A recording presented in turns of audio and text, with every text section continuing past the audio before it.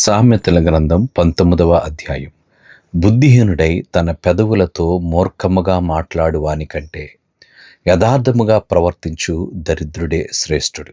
ఒకడు తెలివి లేకుండుట మంచిది కాదు, తొందరపడి నడుచువాడు దారి తప్పిపోవును. ఒకని మూర్ఖత వాని ప్రవర్తనను తారుమారు చేయును. అటివాడు తన హృదయమున యెహోవా మీద కోపగించును.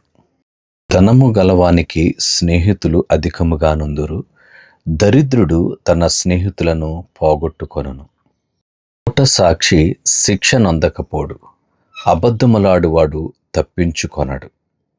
అనేకులు గొప్పవారి కటాక్షము వెదుకుదురు, దాతకు అందరూ స్నేహితులే. బీదవాడు తన చుట్టములందరికీ అసహ్యుడు, అట్టివానికి స్నేహితులు మరీ దూరస్తులగుదురు. వాడు నిరర్ధకమైన మాటలు వెంటాడువాడు. బుద్ధి సంపాదించుకునివాడు తన ప్రాణమునకు ఉపకారి, వివేచనను లక్ష్యము చేయువాడు మేలు పొందును.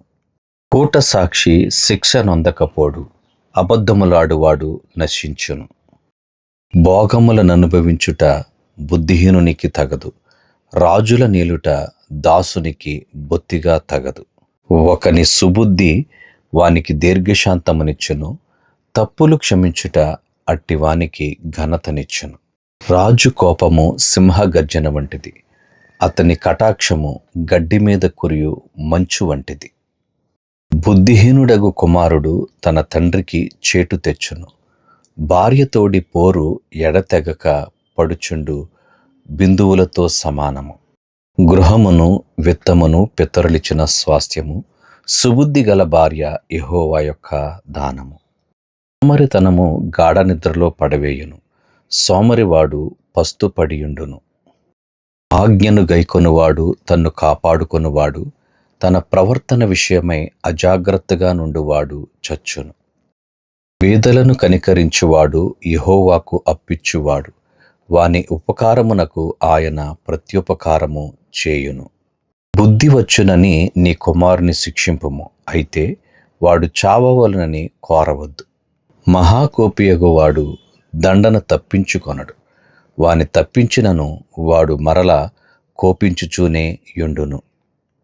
నీవు ముందుకు జ్ఞానివగుటకై ఆలోచన విని ఉపదేశము అంగీకరించుము. నరుని హృదయములో ఆలోచనలు అనేకములుగా పుట్టును, యెహోవా యొక్క తీర్మానమే స్థిరము. కృపచూపుట నరుని పరులకు ప్రియునిగా చేయును, అబద్ధకుని కంటే దరిద్రుడే మేలు. యెహోవా యందు భయభక్తులు కలిగియుండుట జీవ సాధనము, అది కలిగిన వాడు తృప్తుడై అపాయము లేకుండా బ్రతుకును. సోమరి పాత్రలో చెయ్యి ముంచునే గాని తన నోటికి దాని తిరిగి ఎత్తనైనా ఎత్తడు. అపహాసకులు దండింపబడగా చూచి జ్ఞానము లేనివారు జ్ఞానమునందుదురు. వివేకులను గద్దించిన ఎడల వారు జ్ఞానవృద్ధి నొందుదురు. తండ్రికి కీడు చేసి తల్లిని తరిమివేయువాడు అవమానమును అపకీర్తిని కలుగచేయువాడు.